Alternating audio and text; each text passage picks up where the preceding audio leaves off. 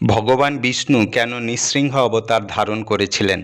একদা রাক্ষস হিরণ্যক বিষ্ণুর হাতে হত্যা হলে তার ভাই হিরণ্যকশিপু প্রবল বিষ্ণু বিদ্বেষী হয়ে স্বয়ং বিষ্ণুকেই হত্যা করতে বদ্ধপরিকর হয়েছিল।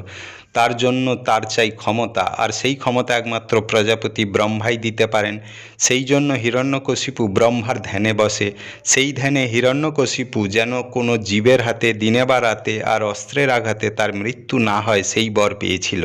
অন্যদিকে হিরণ্যকশিপুর ছেলে প্রহ্লাদ দেবর্ষি নারদের ছত্রছায়ায় বেড়ে পরম বিষ্ণু ভক্ত হয়েছিল। একদিন প্রহ্লাদের বিষ্ণু বন্দনায় ক্রুদ্ধ হয়ে বিষ্ণু কোথায় বলে প্রহ্লাদকে ধমকায়।